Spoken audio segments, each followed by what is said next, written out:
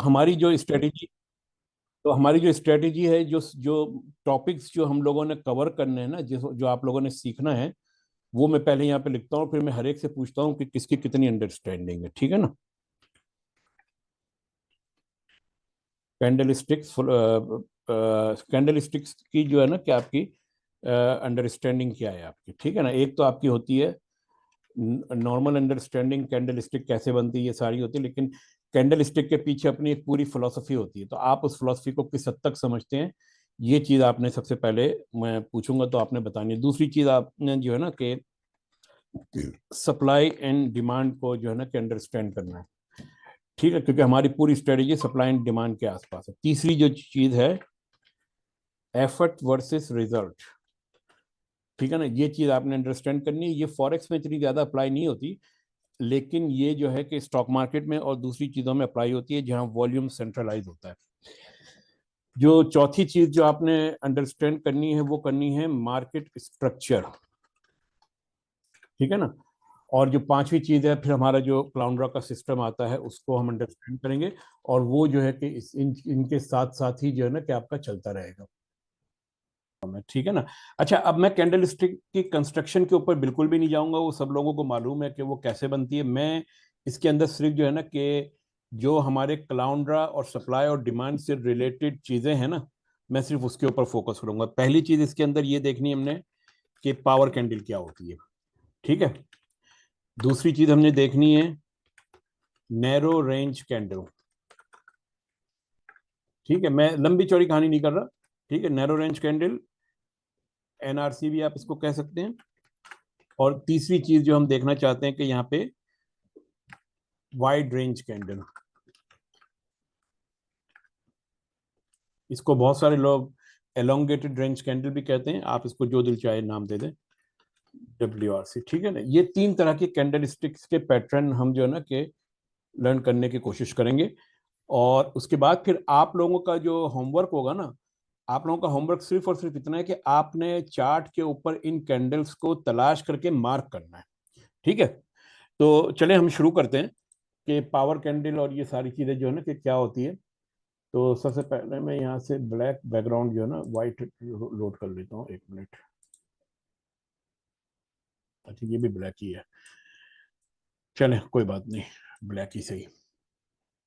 देखिए, जब आपकी कैंडल जो है ना कि बनती है, तो ये बात आपको भी मालूम है कि ये आपकी जो है कि एक अदद कैंडल बनी है, और इस कैंडल के ऊपर ये आपकी जो है कि एक अदद जो है कि लो विक बनी है, और इसी के ऊपर आपकी हो सकता है कि कोई ना कोई हाई विक बन जाए इस तरीके से, ठीक है ना।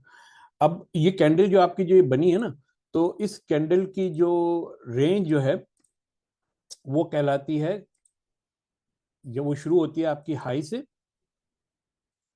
और आपकी लो से, ठीक है। ये तो आपकी कहलाती है कैंडल की रेंज, और ये जो है ये आपकी कहलाती है कैंडल की बॉडी। मैं अभी ओपन क्लोजिंग वगैरह इन चीजों के ऊपर मैं नहीं जा रहा, वो बाद में हम देखेंगे अभी थोड़ी देर बाद, ठीक है। तो ये कहलाती है रेंज, सही है। अगर जो है कि बॉडी जो है इस रेंज के 60% से ऊपर होगी, तो हम जो है कि वो हमारी एक तरह की जो है कि इंस्टीट्यूशनल कैंडल तो नहीं कहेंगे इसको, लेकिन हम इसे पावर कैंडल कह लेंगे, ठीक है ना। तो यहाँ पे अब हम लिखते हैं कि if body is 60% or more of the range,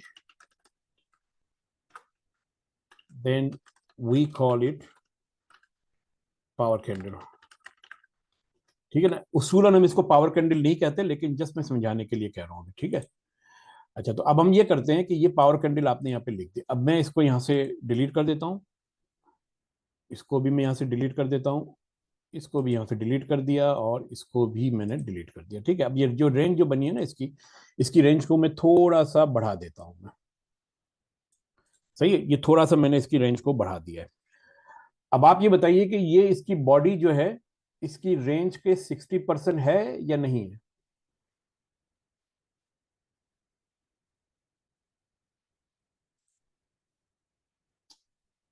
ये बॉडी इसकी जो है, इसकी रेंज के 60% मौजूद है। कैसे आप मेजर करेंगे, आप इधर ले आइए और इधर आ जाइए। ये आपकी रेंज बता रही है कितनी, 72 बता रही है ना, ये नीचे -71.5 बता रही है ना, वो ये बता रही है आपकी, ठीक है।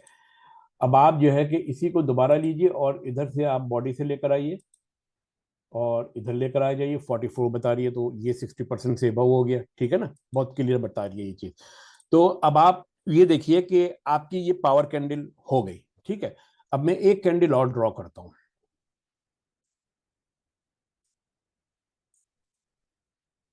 और इसके अंदर भी हम जो है ना कि अपना वो ये जो बॉडी जो है इसको यहां से लेकर आ जाते हैं। क्या ये पावर कैंडल है आपकी? ये भी आपकी पावर कैंडल है, ठीक है ना। लेकिन इन दोनों कैंडल में फर्क क्या है? इन वो दोनों कैंडल, निश्चित नहीं है वो। हाँ, इन दोनों कैंडल में एक बुनियादी फर्क ये है कि ये नैरो रेंज है और ये आपकी वाइड रेंज है। तो जो पावर कैंडल जिसको हम कहते हैं ना, वो सिर्फ और सिर्फ वो होगी, उस बॉडी की बात कर रहे हैं जो वाइड रेंज होगी। वाइड रेंज कैंडल का 60% बॉडी का अगर हो तो पावर कैंडल कहलाएगी, नैरो रेंज वाली नहीं कहलाएगी, ठीक है ना। If the body is the 60% or more of the wide range candle, ठीक है ना। अब आप यहां पे लिख दें wide range candle, then we call it power candle, ठीक है ना। तो अब ये आपकी पावर कैंडल है, ये आपकी नैरो रेंज कैंडल है। अच्छा, एक और बात का ख्याल रखिएगा कि मार्केट को एक पिप मूव करने के लिए 10,000 कॉन्ट्रैक्ट चाहिए फॉरेक्स के अंदर, एक पिप, ठीक है ना। यानी कि $10 की मूव करनी है अगर मार्केट ने, तो इंटरनेशनल लेवल के ऊपर ये फॉरेक्स की मार्केट इतनी बड़ी है कि 10,000 कॉन्ट्रैक्ट इसको चाहिए इस मार्केट को मूव करने के लिए, सही है ना। अच्छा, अब आप जरा कैलकुलेटर खोलिए और वहां पे देखिए कि ये कितना पैसा आपको चाहिए, ठीक है ना। ये 1 पिप का आपने बताया 10,000 कॉन्ट्रैक्ट चाहिए आपको। अगर 10,000 कॉन्ट्रैक्ट के लिए आपको जो है कि कम से कम जो है कि इंस्टीट्यूशन जब ट्रेडिंग करते हैं तो वो लेवरेज पे भी करते हैं और वो वैसे भी करते हैं, लेकिन 1 लाख का अगर आप एक कॉन्ट्रैक्ट रखें तो टोटल पैसा आपका कितना हो गया, 1 बिलियन या 10 बिलियन के करीब हो गया इस तरह से ना आपका। इतना पैसा आपको चाहिए एक पिप मूव करने के लिए, सही है।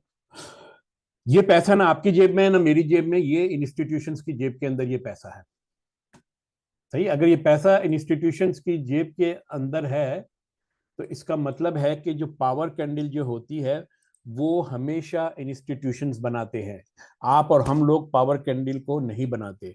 मार्केट में जहां पे भी आप पावर कैंडल देखेंगे, आप ये अज्यूम कीजिए कि ये एक इंस्टीट्यूशन की मूव है, ठीक है ना। जहां पे किसी भी एक मूव के अंदर अगर इंस्टीट्यूशंस की 2 पावर कैंडल आपको यहाँ पे नजर आ जाए ना, एक ऐसे आई एक ऐसे आई, ठीक है ना, तो आप समझ जाइए कि यहाँ पे इंस्टीट्यूशन बहुत स्ट्रांगली ऊपर लेके जा रहे हैं, सही है। अच्छा, एक चीज तो ये होगा, इसको अब मैं रखता हूँ साइड के ऊपर। अब आ जाइए नैरो रेंज कैंडल के ऊपर। नैरो रेंज कैंडल में ये होता है कि आप इसको आइडेंटिफाई कैसे करेंगे? आप आइडेंटिफाई इसको सिंपल इस तरीके से करेंगे कि पिछली 5, 10, 15, 20 जो भी कैंडल है उसमें आप देखेंगे कि एकदम से जो है कि वाइड रेंज कैंडल आपको कहां पे नजर आई है, पावर कैंडल। उसके साथ वाली जो छोटी कैंडल्स होंगे उसको आप कहेंगे नैरो रेंज कैंडल, ठीक है ना। और वही आपका जो है कि कहलाता है सप्लाई और डिमांड के अंदर बेस कहलाता है, जैसे ये यहाँ पर आ गई आपकी, ठीक है। मैं अभी कलर पे नहीं जा रहा, कैंडल की कलर क्या है क्या नहीं, ये आपकी आ गई बेस, ठीक है। अब ये कैंडल जो है ना कि बेस जो होती है ये आपकी मल्टीपल भी हो सकती है,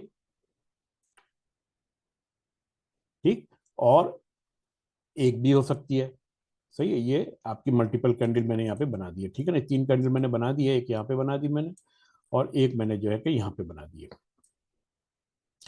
अच्छा, अब सिंपल सवाल ये है कि आप ये देखिए ये छोटी छोटी जो कैंडल्स जो बन रही है इसके अंदर भी इंस्टीट्यूशंस की एक्टिविटीज मौजूद होती है, ठीक है ना। लेकिन हमें उस एक्टिविटी की समझ उस वक्त आती है जब ये वाला मूव ऑलरेडी हो चुका होता है, और हम जो है ना कि मार्केट को वैसे भी इस मूव के अंदर चेस नहीं कर रहे। हम जो ये एक्शन ऑलरेडी हो चुका होता है उसके बाद हम जो है कि अपनी स्ट्रेटजी बनाते हैं कि अच्छा यहाँ पर जो है कि इंस्टीट्यूशंस ने बहुत ज्यादा बाइंग की है, इसका मतलब ये है कि ये हो सकता है कि एक आध मरतबा दोबारा इस जोन के अंदर आएंगे। ठीक है ना, तो ये हमारी अंडरस्टैंडिंग है सप्लाई एंड डिमांड के लॉ के मुताबिक।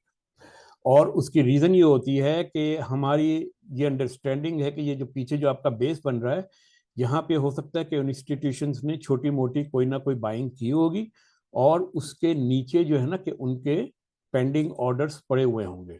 इसको आप, इस मिसाल को आप इस तरह लीजिए कि एक बैंक है कोई, या सेंट्रल बैंक ऑफ ऑस्ट्रेलिया है, या आपका रिजर्व बैंक ऑफ ऑस्ट्रेलिया हो गया, उसने डिसाइडेड किया है कि भाई मुझे जो है कि आने वाले एक हफ्ते के अंदर मुझे 10 लाख या 10 मिलियन ऑस्ट्रेलियन डॉलर मुझे मार्केट से उठाने हैं, वापस बाय बैक करने हैं। अब अगर वो एक दिन आए और एक खटाक से जो है कि 10 मिलियन डॉलर मार्केट में डाल दें उठाने के लिए, तो आप जरा सोचिए कि उनको क्या अच्छी प्राइस मिलेगी? कभी भी नहीं मिलेंगी, क्योंकि एकदम से जो है कि वो मार्केट के अंदर जब पैसे डालेंगे तो प्राइसेस शूट करके ऊपर चली जाएगी। हो सकता है कि उनके अपने बहुत सारे ऑर्डर वहां पे फिल ना हुए हो, जिसकी वजह से, और कुछ ऑर्डर आपको उनको हो सकता है कि महंगे मिले हो, तो उसकी वजह से वो अपनी ही एक्टिविटी के विक्टिम हो जाएंगे। इसलिए इंस्टीट्यूशन हमेशा जो है ना कि इस तरह की मूव क्रिएट करते हैं, छोटी छोटी मूव। इसके नतीजे में यहाँ पे ये लोग सप्लाई पैदा करते हैं, वो उस सप्लाई को एब्जॉर्ब करते हैं और उसके बाद प्राइसेस को ऊपर की तरफ लेके जाते हैं। ठीक है। अच्छा, तो ये सप्लाई एंड डिमांड के हवाले से आपको जो है ना ये नैरो रेंज कैंडल और आपको ये पावर कैंडल को समझना बहुत जरूरी है। अभी हम आएंगे सप्लाई एंड डिमांड की तरफ, जब उस तरफ तो ये। अच्छा, अब इसके बाद जो है कि कुछ कैंडल्स ऐसी होती है कि होती तो जो है कि वो पावर वाइड रेंज कैंडल है। जैसे ये समझ लें कि इधर से लेकर के ये इधर तक आ गई। ठीक है ना, ये कैंडल भी आपकी वाइड रेंज कैंडल है, क्योंकि एक्चुअल में रेंज तो जो है कि वो वाइड है लेकिन बॉडी छोटी है। इस तरह की जो एक्टिविटी होती है ना, तो उसको हम कोशिश करते हैं कि हम उन कैंडल्स को अवॉइड करें, उनके ऊपर कोई ना कमेंट्स करें, उस पर ट्रेड करने की कोशिश करें। उसकी रीजन क्या होती है? उसकी रीजन ये होती है कि अगर ये जो पूरी जो रेंज बनी है, इसमें आपकी ओपनिंग प्राइसेस यहां से अगर चली है और क्लोजिंग प्राइसेस यहां पर हुई है, तो पूरे टाइम फ्रेम के दौरान एक बार ये मार्केट नीचे आई है और एक बार ये मार्केट ऊपर गई है। लेकिन यहाँ पे भी कोई ना कोई बैठा हुआ था जिसने इस प्राइसेस को मजीद नीचे जाने से रोका है, ऊपर भी कोई बंदा बैठा हुआ था जिसने इस प्राइसेस को मजीद ऊपर जाने से रोका है। जो बायर्स जो थे उनकी कोशिश तो ये थी कि वो प्राइसेस को ऊपर लेके चले जाएं, लेकिन यहां से अचानक सप्लाई आई मार्केट में और उन्होंने उस प्राइसेस की जो है कि वैल्यू, जब सप्लाई बढ़ गई तो प्राइसेस के दाम गिर गए, प्राइसेस के दाम गिरे तो ये फिर ये नीचे आ गए। ठीक है ना, ये जो एक्टिविटी कहलाती है ना, इसे हम कहते हैं कि buying and selling pressure in a single candle stick. सही है। तो जहां पे आपको बड़ी बड़ी विक्स मिलेंगी, वहां पर आपको ऊपर की अगर बड़ी हाई विक मिलेगी या लो विक मिलेगी, तो हाई विक का मतलब है कि सेलिंग प्रेशर ज्यादा है, और बाई विक का मतलब यह है कि बाइंग प्रेशर ज्यादा है। लेकिन अब इसके अंदर एक हम छोटी सी ट्विस्ट डालते हैं कि ये आपकी रेंज है और ये जो है ना, और ये आपकी बॉडी है। अगर ये जो बॉडी आपकी जो है, अगर इसकी क्लोजिंग और ओपनिंग नीचे की तरफ हुई है कैंडल के, तो इसका मतलब ये हुआ कि यहाँ पे बहुत ही ज्यादा सेलिंग प्रेशर आया है। तभी तो जो है कि सेलर्स यहाँ से प्राइसेस को लेके नीचे आ गए, वरना बायर तो ऊपर जाने की कोशिश कर रहे थे। ठीक है ना, एक इसके मानी ये निकलते हैं। दूसरे इसके मानी ये निकलते हैं कि हो सकता है कि ओपनिंग प्राइसेस यहाँ से जो है कि ये ऊपर चली हो। ठीक है, उसके बाद जो है कि ये नीचे आते आते आते आते ये नीचे की तरफ क्लोज हो गई हो, यानी कि आपकी क्लोजिंग जो है ना, ओपनिंग जो है वो क्लोजिंग के नीचे आ गई है। इसका मतलब यह कि ये आपके कैंडल जो है कि ये बन गई है रेड कैंडल। सही है। अच्छा, अब ये जो रेड कैंडल आपकी बनी है, तो इस रेड कैंडल की लोकेशन बड़ी इंपॉर्टेंट है। अगर ये कैंडल किसी सप्लाई जोन के अंदर बनती है, इसका मतलब है कि it's an strong sign that's के मार्केट यहां से जो है कि आपकी रिवर्स कर सकती है। अगर ये कैंडल आपकी जो है कि बीच में कहीं बनी है, तो इसकी कोई वैल्यू नहीं है हमारे लिए। सही है। तो ऐसी कैंडल जिसकी ऊपर की विक जो है कि वो बहुत ज्यादा बड़ी हो, इसकी ओपनिंग और क्लोजिंग लोअर पार्ट में हुई हो, कलर इसका जो है कि रेड हो, यानी कि क्लोजिंग इसकी ओपनिंग के नीचे हो, तो उसको हम कहेंगे it's a powerful symbol of the reversal, supply zone में अगर होगी तो। ठीक है ना, मैं यहाँ पे सपोर्ट एंड रेजिस्टेंस के जो टर्मिनोलॉजी है मैं बिल्कुल यूज नहीं कर रहा, सप्लाई एंड रेजिस्टेंस की ही यूज करूंगा, सप्लाई एंड डिमांड की ही यूज करूंगा। ठीक है, अच्छा अब अगर ये चीज जो है कि अगर आपकी ब्लू बन जाती है, ठीक है ना, फर्ज करें कि ये ब्लू है, और इसका मतलब ये हुआ कि अगर ये ब्लू है तो आपकी जो है कि ओपनिंग यहाँ पे है, क्लोजिंग ऊपर है, सही है। तो ये अभी भी आपकी जो है ना कि एक स्ट्रॉन्ग जो है कि रिवर्सल पैटर्न मौजूद है, लेकिन हम एक दो कैंडल्स का इसके बाद भी वेट करेंगे कि मार्केट शायद जो है कि नीचे की तरफ इसके रिवर्सल आ जाए, सही है। लेकिन कलर को आप फिलहाल जो है ना कि इग्नोर करें, अगर रेड होगा तो इज वेरी स्ट्रांग, ब्लू है या ग्रीन है तो आपको थोड़ा सा जो है दो बार सोचना पड़ेगा। लेकिन ये चीज आपकी कहां पे होनी चाहिए, सप्लाई जोन के पास होनी चाहिए, इसके अलावा कहीं इसकी कोई वैल्यू नहीं है। ठीक है, अब हम आते हैं कि यही चीज जो है कि इसके ऑपोजिट होती है।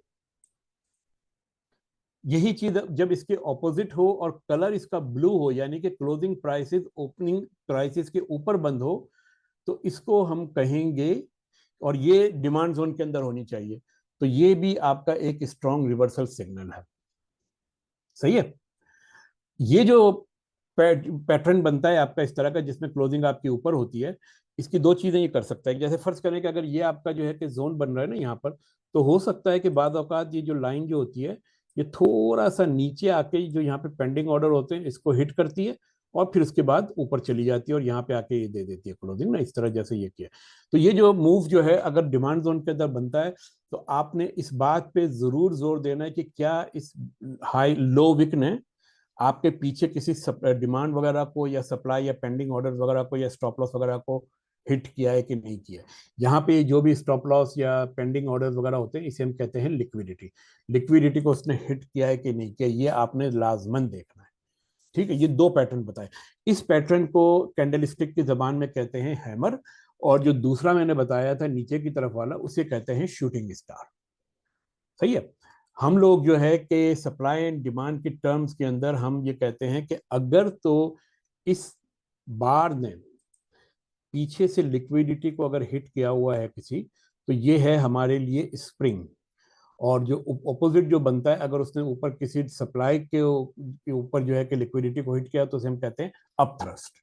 ठीक है, ये डिफरेंट किस्म की टर्मिनोलॉजी है। दोनों जब हम ये डिफरेंट टर्मिनोलॉजी यूज करते हैं तो उसकी जो अंडरस्टैंडिंग और इसकी इंटरप्रिटेशन जो है वो थोड़ी सी बदल जाती है, क्योंकि हम इसको डिफरेंट तरीके से देखते हैं। जो नॉर्मल हैमर होता है उसमें लोग को इस बात पे गौर नहीं दे करते कि आया पीछे इसने लिक्विडिटी को हिट किया है कि नहीं किया, लेकिन जब हम कहते हैं कि ये स्प्रिंग है तो स्प्रिंग के लिए जरूरी है कि वो पीछे वाली लिक्विडिटी को हिट किया हो उसने। इसी तरह जो ऊपर अगर अपथ्रस्ट हम कहते हैं, जो कि वैसे शूटिंग स्टार भी कह सकते हैं, अगर अपथ्र हाँ एक मिनट मुदस्सर, एक मिनट ठहरिएगा। अगर अपथ्रस्ट हम उसे कहते हैं तो इसका मतलब है इसने पीछे सप्लाई जोन के ऊपर लिक्विडिटी को हिट किया हो जी। सर मैं ये हैमर मतलब अगर ये ऊपर बन जाए तब भी ये इस बात की वो देता है कि मार्केट मतलब नीचे आ सकती है। नहीं, ये जो पैटर्न जो है ना ये आपका हमेशा डिमांड जोन में बनेगा या सपोर्ट के पास बनेगा। ठीक है ना, ये वाला पैटर्न अगर ऊपर बनता है इसकी कोई वैल्यू नहीं है। ठीक, यस सर। नीचे बनेगा, अगर ये नीचे बनता है ये वाला इस तरह बनता है, तो ये आपका ऊपर रेजिस्टेंस के पास बनेगा या सप्लाई जोन के पास, तो वहां पे से मार्केट रिवर्स होती है। Yes sir. ये क्लियर है सबके ध्यान में?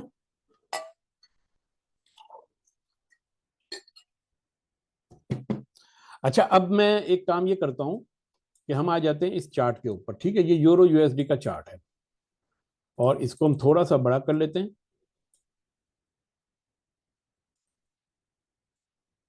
और यहां पर हम जो है ना कि इसको ऐसे कर लेते हैं। मैं ये इंडिकेटर यहां से हटा देता हूं सारी चीजें।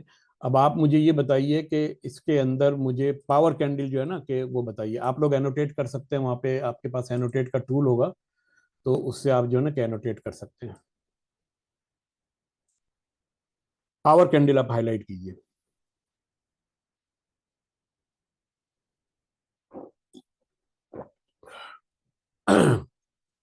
ठीक है, और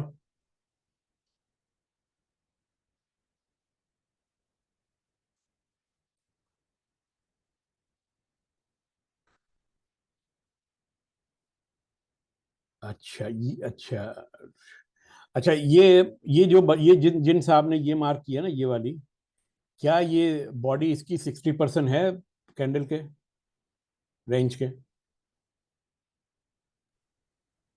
लग तो रही है सर 60 ही से ज्यादा है। 60% 60%। लग देखिए, बहुत क्लियर पता होना चाहिए। लग रही है खामो खा में कैंडल के अंदर, अगर आपको जहां मेजरमेंट के अंदर ज्यादा ज्यादा टाइम लग जाए ना, उसको छोड़ दे, वो चीज सही नहीं है मेरे नजदीक। अगर मैं इस वाली कैंडल को अगर मैं देखूं ना, ये मेरे लिए देखते ही आउटस्टैंडिंग पावर कैंडल है, ठीक है ना। अच्छा, जिन लोगों ने ये वाली मार्क की है ना, ये वाली, तो अब मुझे यहाँ पे पता चल रहा है कि इस कैंडल को अगर मैं रिलेटिवली दूसरी कैंडल्स के मुकाबले में देखूं, तो इसके और इनके साइज के अंदर कोई फर्क नहीं है ना। कोई आउटस्टैंडिंग यहाँ पे एक्टिविटी मुझे नजर नहीं आ रही है। इस वजह से मैं इसको पावर कैंडल तस्वुर नहीं करूंगा।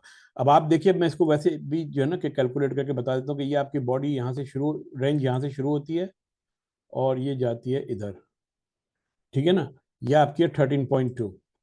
तो 13.2 के अगेंस्ट अगर अब आप बॉडी इसकी देखें,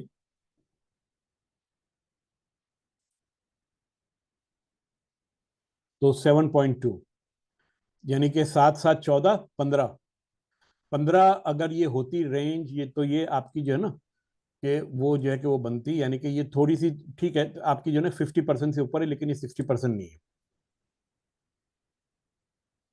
क्योंकि अगर ये 13 है तो 13 का आधा कितना हो गया? 6.5 हो गया। 6.5 है ना, 6.5, तो ये आपकी जो है कि 7 के करीब है ना, तो ये 50% से थोड़ी सी ऊपर है, लेकिन 60% नहीं है, 50%। अच्छा, अब आप ये देखिए क्या ये वाली पावर ये भी कैंडल तो आप, है। ये नजर नहीं आई ये वाली? हाँ, ये वाली है, बिल्कुल है, सही है ना। तो आप देखिए कि आपको जो है ना कि ढूंढनी ना पड़े पावर कैंडल, आपको सामने बनती हुई नजर आनी चाहिए, ये असल चीज है, सही है। ये अच्छा, अब मैं, हाँ, अब मैं जो है ना कि थोड़ा सा और चार्ट को पीछे घुमाता हूं मैं, और अब आप आ जाइए इधर, ठीक। ऊपर से यहां से देखना शुरू कीजिए और पावर कैंडल मार्क करना शुरू कीजिए आखिर तक, सिर्फ पावर कैंडल और कुछ भी नहीं। सर देखने ये में आपको नहीं, उधर ऊपर से आइए, ऊपर से आइए संजय, ऊपर से आओ, टॉप से आओ।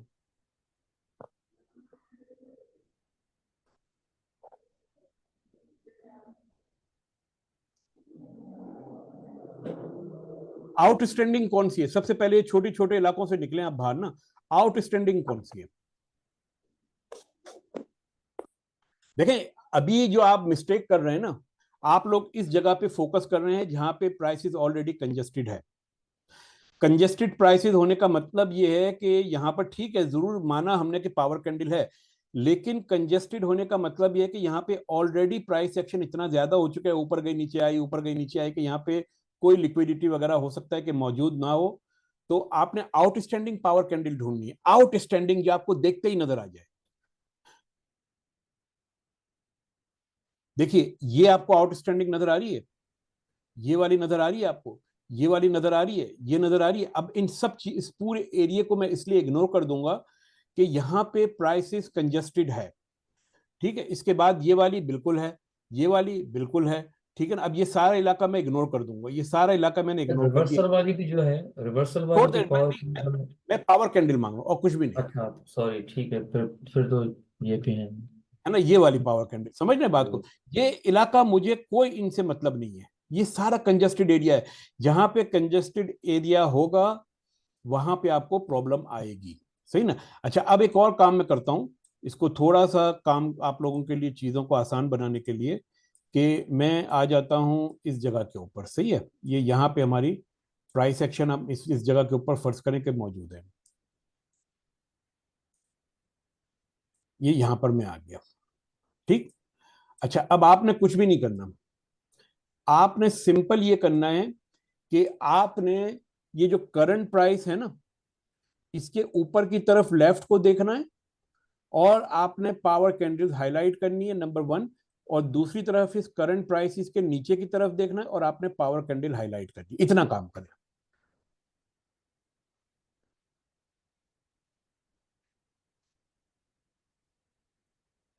ठीक है, ठीक है,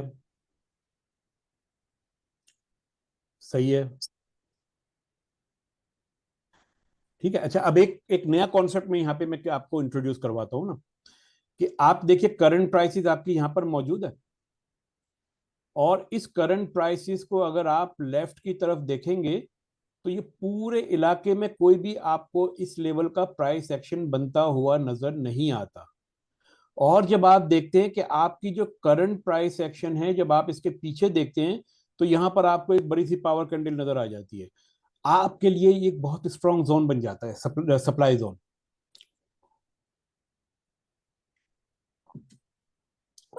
अभी चूंकि हम सप्लाई जोन नहीं पढ़ रहे इसलिए मैं इसको नहीं बताया, लेकिन मैं जो देख रहा हूं कि ये जो करंट प्राइस एक्शन है, मैंने लेफ्ट के ऊपर देखा, यहां पर मुझे कोई जोन नजर नहीं है, कुछ भी बनता हुआ नजर नहीं है। ये सारी जो है ना कि ब्लैंक स्पेस है। यहां से लेकर के यहां, अगर मैं यहां से शूटिंग करूं तो यहां पे आके डायरेक्ट मेरा निशाने पे लगेगी चीज ना, ये इस तरीके से। तो ऊपर की तरफ इसका मतलब है कि मैंने ये चीज देखी है। अब यही चीज मैं नीचे की तरफ देखना चाहता हूं। नीचे की तरफ मैं आऊं तो मुझे यहाँ पे कोई ऐसी चीज नजर नहीं आ रही, ये सारी प्राइस एक्शन ऑलरेडी हो चुकी है ना। इसके नीचे मैं अगर देखता हूं तो यहां से यहां तक कोई चीज नहीं हुई है, ठीक है ना। तो अगर मैं करंट प्राइसेस को, तो इससे मैं नीचे आया, मैं इसी लाइन में यहाँ पर आया, और मैंने देखा कि यार यहाँ से अगर मैं इस एरिया को शूट करूं तो डायरेक्ट से अगर मैं वो करूं तो यहाँ पे ये पावर कैंडल नजर आ रही है। अब मेरे पास जो है ना कि सिर्फ दो पावर कैंडल जो है ना कि इंपॉर्टेंट है। एक पावर कैंडल जो इंपॉर्टेंट है वो ये वाली है, ठीक है ना।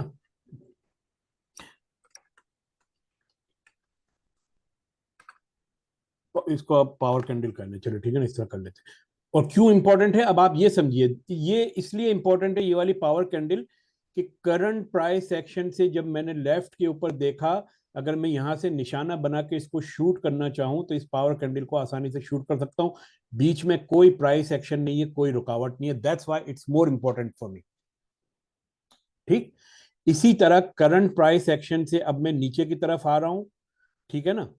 और ये सारा इलाका अब आप देखें कि ये भर चुका है ना, ये प्राइस एक्शन यहाँ पे हो चुका है, so it's have no value for me. जब मैं इस जगह के ऊपर आया, मैंने देखा कि यहां से अगर मैं शूट करूं तो इस वाली पावर कैंडल को मैं हिट कर सकता हूं। This is an important power candle for me. सही, ये चीज क्लियर है सबके ध्यान में कि पावर कैंडल में किस तरीके से और इसकी लोकेशन किस तरीके से मैं आइडेंटिफाई कर रहा हूं।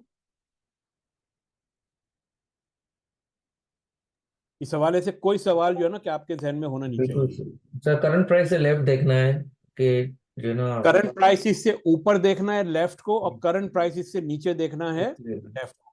अब जब मैंने लेफ्ट। करंट प्राइसिस से ऊपर की तरफ लेफ्ट को देखा तो इसके ऊपर तो कोई प्राइस एक्शन नहीं था, मुझे एरिया साफ मिला इसलिए जल्दी मुझे पता चल गया ये। लेकिन जब करंट प्राइस एक्शन के मैंने नीचे की तरफ देखना शुरू किया तो ये सारी प्राइस एक्शन ऑलरेडी हो चुकी थी। इस जगह पे आके मुझे पता चला कि यार एक ये वाला इलाका बन रहा है, ठीक है। तो ये मेरे लिए पावर कैंडल हो गए, एक नंबर वन। अब मैं कहता हूं कि यार यहाँ पे भी जो है ना कि इलाका बहुत ही कंजेस्टेड चल रहा है, तो मैं देखता हूं कि ये लोएस्ट पॉइंट यहाँ क्या है, ये लोएस्ट पॉइंट मेरे पास यहाँ पे बन रहा है। क्या इसके आगे मुझे कोई और एरिया नजर आ रहा है इस तरह का पावर कैंडल वाला जहां पे मैं शूट कर सकूं। ये आपका पास जो है ना कि एक पावर कैंडल ये नजर आ रही है ना। तो आप देख रहे हैं मैं किस तरीके से पावर कैंडल को लेफ्ट की तरफ देखूं, मैं लेफ्ट एंड राइट मुझे नहीं फर्क उससे गर्ज कि कितनी है कितनी नहीं है, लेकिन मैं सिर्फ सप्लाई और डिमांड जोन के आसपास पावर कैंडल देख रहा हूं। तो ये भी मेरे लिए एक अदद पावर कैंडल है। सही है। अब देखिए अब हुआ क्या है कि प्राइसेस ने आपके इस पावर कैंडल के जोन में आई है, ठीक है। और उसके बाद अब आप देखिए कि एक बार तो ये भी इस जोन में यहाँ पे आई थी, और यहाँ से फिर ये करके ऊपर गई है ना, दो बार आई है, एक बार ये आई है और एक बार ये आई है। ठीक, तो लेकिन यहाँ पे पहली मर्तबा जो है ना कि अभी तक कोई भी नहीं आई। देखिए ये पावर कैंडल के अंदर पहली मर्तबा प्राइस यहाँ पर आई थी और अभी ये इसी के अंदर चल रही है, लेकिन जो है कि कोई रिवर्सल नहीं आया। ठीक, अब आप देखिए मार्केट कैसे मूव करती है। देखिए अब मार्केट आपकी इस लेवल तक मूव हो चुकी है, ठीक है। इसने आपके इस पूरी पावर कैंडल को कवर कर लिया है। तो अब मुझे जो अब अगली जो पावर कैंडल ढूंढनी है, मुझे इसके ऊपर ढूंढनी है, ठीक है। तो अगर मैं यहां से एक अदद लाइन खींचूं इसके ऊपर, अब मुझे पावर कैंडल ढूंढनी है ना, तो मैं पीछे देखता चला जाऊंगा। दूर दूर तक कोई नजर नहीं आ रही, ठीक है ना। जब दूर दूर तक आपको कोई ऐसी चीज नजर ना आए और यहां पर आपको एक नीचे आती हुई पावर कैंडल मिल जाए तो ये एक आपका स्ट्रॉन्ग जोन कहलाएगा, डिमांड सप्लाई जोन, ठीक है। अच्छा, इसी चीज को जो है ना कि आप 4 आवर के टाइम फ्रेम में जरा देखिए, देख रहे हैं ना, कहीं दूर दूर तक आपको नजर नहीं आ रही ना ये वाली चीज, इधर देख रहे हैं ना, कुछ भी नहीं है। अगर मैं डेली में वीकली में चला जाऊं, क्या वीकली में नजर आ रहा है मुझे कुछ? पीछे की तरफ कोई जोन अच्छा बनता हुआ नजर आ रहा है, अच्छा खासा जोन? ये देखिए, ये जो है ना कि इस जगह के ऊपर आता हुआ बनता हुआ नजर आ रहा है पावर कैंडल के ऊपर, ये वाली पावर कैंडल, ये जो पावर कैंडल नीचे ये वाली है ना, इसकी बात कर रहा हूं मैं। यहाँ पे अगर आपका ये जोन बनेगा, प्राइस उस रेंज के अंदर दोबारा आएगी आपकी, ठीक। लेकिन ये वीकली टाइम फ्रेम, ये आपका जो है कि 18, ये जो आपका दिसंबर है 23, और ये वाला जो जोन जो जहाँ पे आया है ये आपका जुलाई, यानी कि तकरीबन 6-7 महीने का की कहानी है ये, ठीक। तो चले हम दोबारा 4 आवर में चले जाते हैं। 4 आवर में हमारे पास इस वक्त जो है ना कि ऐसी कोई चीज यहाँ पे बनती हुई नजर नहीं आई है, सही है। तो अब हमने इन चीजों के ऊपर तवज्जो देनी है कि हमारे पास जो है कि स्ट्रॉन्ग जोन कौन सा, स्ट्रॉन्ग जोन कौन सा नहीं है, ठीक। अच्छा, अब मार्केट देखें आपकी फिर ऊपर चली गई। याद रहे कि हमने यहाँ पे अभी जोन ड्रॉ नहीं किया था, क्यों कि हमें नजर नहीं आई थी वो चीज। अब हम यहाँ पर हमने लाइन खींच दी, हमें ऊपर की तरफ सप्लाई जोन ढूंढना है। अगर आप करंट प्राइस एक्शन की से अगर आप नीचे की तरफ देखें तो यहाँ पे आपको कोई कैंडल, पावर कैंडल बनती हुई नजर आ रही है?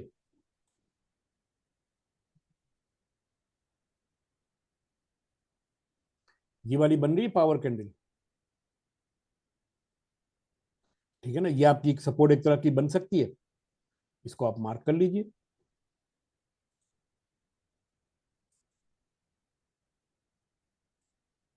सही है।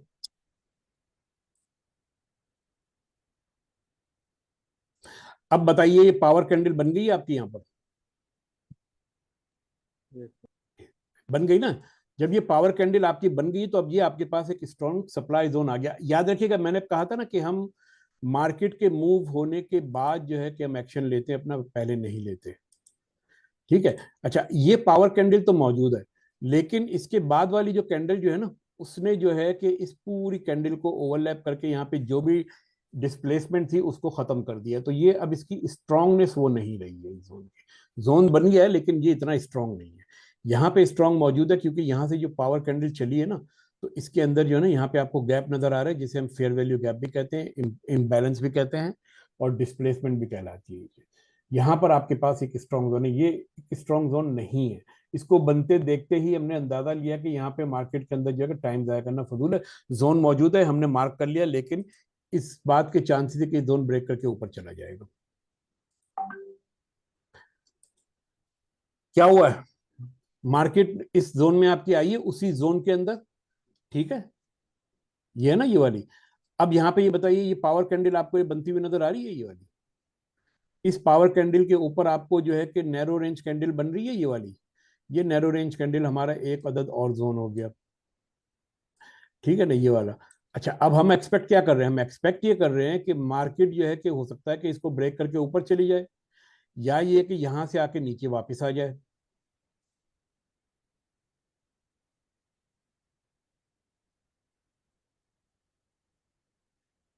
ठीक। प्राइस एक्शन आपका यहाँ पे आके खत्म हो गया है। अब आप ये देखिए कि ये जो जोन हमने ड्रॉ किया था, इसने बेसिकली क्या किया है, इसने आपकी इस जोन को ब्रेक किया है। और जब इसने ब्रेक किया है तो पीछे क्या था, पीछे एक अदद जोन आपका ये वाला भी बन रहा था ना, ये ड्रॉप बेस रैली का आपका यहाँ पे एक स्ट्रॉन्ग जोन बन रहा था, ये भी आपकी जो है ना उसी पावर कैंडल के अंदर आके इसने हिट किया है।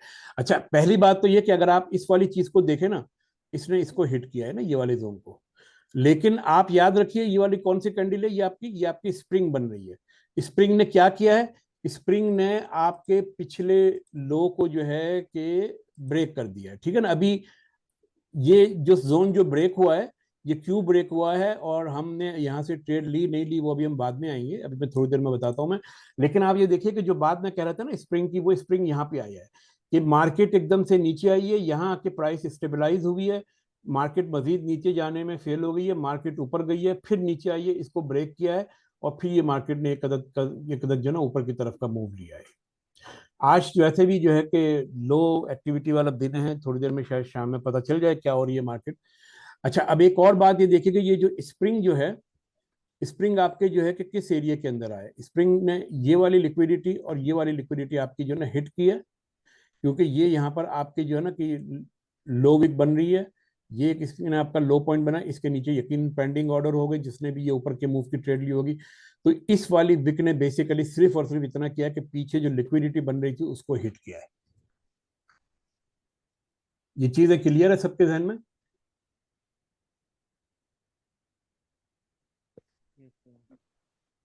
ये कुछ ज्यादा हो गया?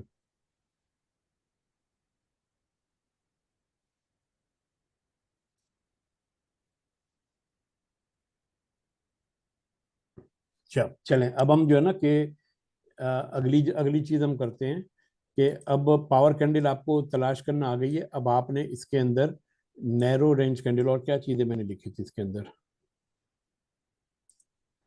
पावर कैंडल थी, नैरो रेंज और वाइड रेंज ना, भाई तीन ही चीजें लिखी थी हमने। तो अब नैरो रेंज कैंडल, अब आप बताइए कहाँ कहाँ पे बन रही है। ये पूरा इलाका नैरो रेंज कैंडल का है, ठीक है, ये पूरा इलाका नैरो रेंज कैंडल का है, ये पूरा इलाका नैरो रेंज कैंडल का है, ये नैरो रेंज कैंडल है, ये नैरो रेंज कैंडल है। लेकिन हमारा जो इंटरेस्ट उस नैरो रेंज कैंडल में है जो कि पावर कैंडल से पहले बनी हो, ठीक है ना, हमें इन चीजों से कोई मतलब नहीं है। तो अब आपने वो नैरो रेंज कैंडल ढूंढनी है जो पावर पॉप कैंडल से पहले बनी हुई। जी मार्क कीजिए इसी के ऊपर।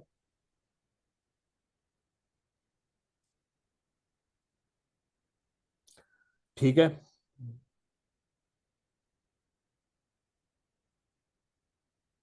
सही। ये संजय, ये ब्लू वाली या रेड वाली? तो ब्लू वाली। अच्छा ब्लू वाली, अच्छा एक मिनट ठहर जाए, यहीं पे रुक जाए।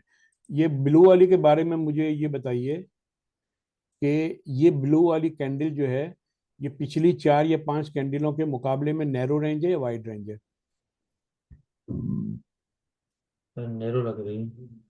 या अगर ये देखे ना, ये 1 2 3 कैंडल अगर आपके नैरो हैं, तो हम्म। इसके मुकाबले में तो ये आपकी जो है कि वाइड रेंज हुई ना। वाइट। ये सारी आपकी नैरो है, ये भी नैरो है, तो ये आपकी वाइड रेंज हुई ना यहाँ पे, बिल्कुल। है ना। ये चीज जो है ना। अच्छा, अब इसी जगह के ऊपर एक चीज मैं आप लोगों को और बताऊं, साथ में हम सप्लाई एंड डिमांड भी पढ़ते जा रहे हैं, कि आप ये देखिए कि ये आपकी पावर कैंडल है, रिलेटिवली पिछली 3 कैंडलों के मुकाबले में ये वाइड रेंज है, लेकिन ये वाली कैंडल का साइज जो है कि इन कैंडल्स के मुकाबले में रिलेटिवली छोटा है, छोटी। ठीक है ना। तो और इसके साथ ही साथ यहाँ पे एक चीज ये हुई है कि ये वाली जो कैंडल है, नंबर 1, नंबर 2, नंबर 3 की जो लो है उसने नंबर 1 की हाई को मिडल वाली कैंडल में ओवरलैप कर दिया है। अगरचे ये पावर कैंडल है, लेकिन हमें इससे मतलब नहीं है, हमें मतलब इस वाली पावर कैंडल से है। तो इस वाली पावर कैंडल से पहले अगर आप देखेंगे, तो संजय ने जो बोला कि वो इसको as a narrow range candle ले रहा है, वो ठीक है, वो ले सकता है, लेकिन हकीकत में नैरो रेंज कैंडल्स यहां पर है, ठीक है। प्राइस एक्शन अगर आप अपना जो है कि डिमांड जोन बनाते ना इस तरह से, तो इस बात के बहुत ज्यादा चांसेस है कि प्राइसेस यहाँ पे शायद एक आध मरतबा और आ जाए, ठीक है। लेकिन अगर आप अपना डिमांड जोन ऐसे बनाते हैं ना, तो इस बात के चांसेस और ज्यादा है कि प्राइसेस शायद आपके जोन में आके फिर ऊपर जाए। तो इसकी रीजन क्या है? इसकी रीजन ये है कि इस जगह के ऊपर ये जो लो विक है ना, इस लो विक ने इस एरिया के अंदर जो डिस्प्लेसमेंट थी या इनबैलेंस था, उसको फिल कर दिया है। ये जगह जो है यहाँ पे ये अभी फिल नहीं हुई है।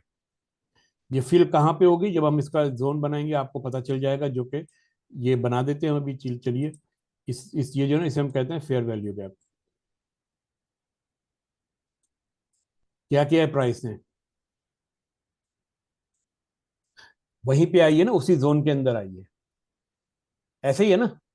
जी।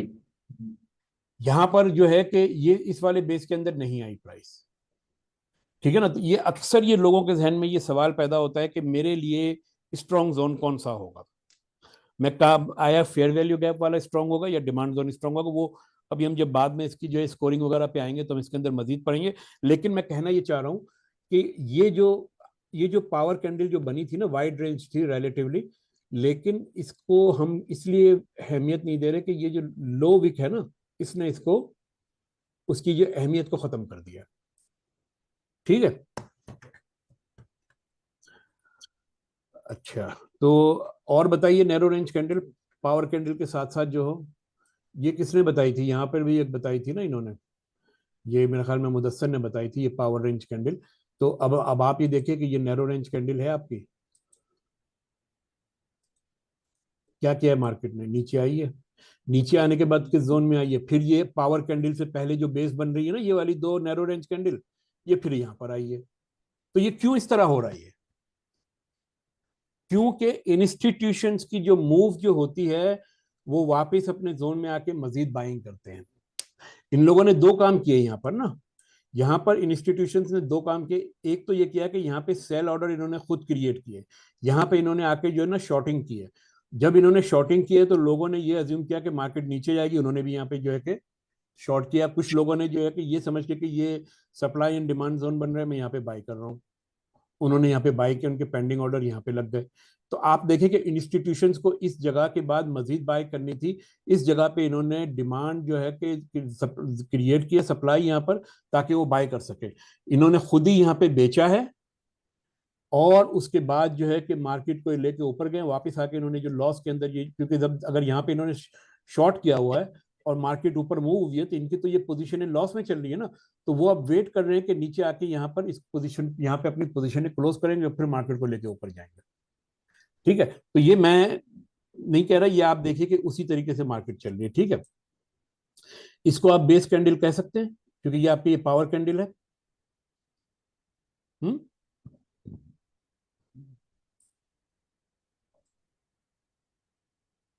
अब आप देखिए कि इस वाली बेस एरिया को आपकी मार्केट ने ब्रेक कर दिया है।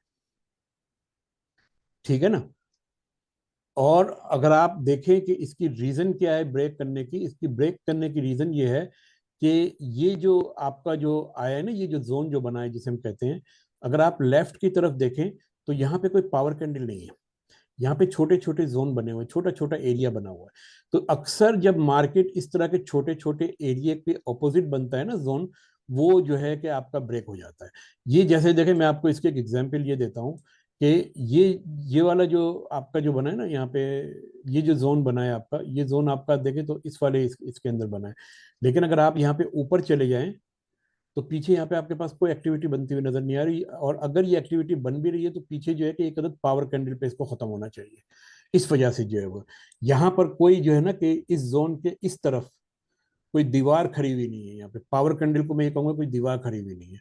अगर वो दीवार यहाँ पे इस तरह की खड़ी हुई होती ना, इस छोटे छोटे एरिया की जगह कोई इस तरह की दीवार बनी हुई होती, तो ये जोन आपका स्ट्रॉन्ग जोन होता।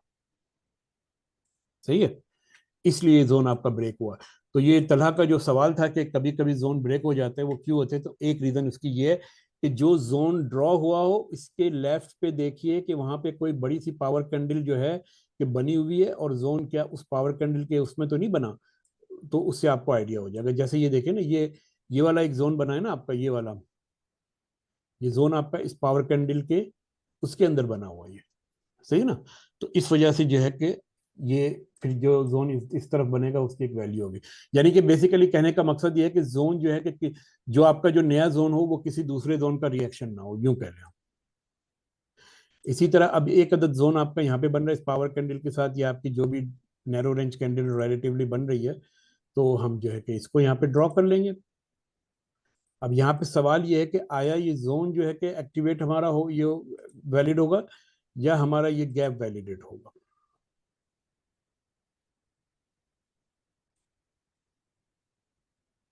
आपको दोनों के लिए तैयार रहना है। और आपकी एंट्री किस तरह होगी वो जब हम आएंगे सप्लाई एंड डिमांड जोन के अंदर, तो उसके बाद फिर हम इसको स्टडी करेंगे। लेकिन आपको दोनों चीजों के लिए तैयार रहना है। ठीक है, कोई क्वेश्चन किसी के जहन में पावर कैंडल्स के हवाले से, और पावर कैंडल्स और नैरो रेंज कैंडल्स आपने किस जगह के ऊपर देखनी है?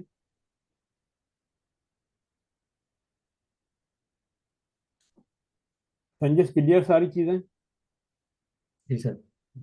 अच्छा, पहला सारी चीजें क्लियर है?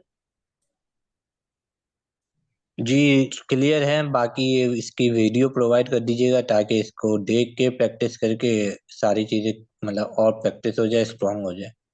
हाँ, मैं ये वीडियो डाल दूंगा ना, यूट्यूब पे डाल दूंगा मैं, ठीक है ना। अच्छा, दूसरा इसके अलावा मुदस्सर आप बताइए। जी सर क्लियर है, इस हवाले से clear है। आपकी आवाज बहुत वीक आ रही है, आप फोन जो है ना कि थोड़ा सा तेज बोलिएगा। मैं कह रहा हूँ अभी सर क्लियर हो गया सब, पावर कैंडल और नेरो। ठीक है, चलें समीर।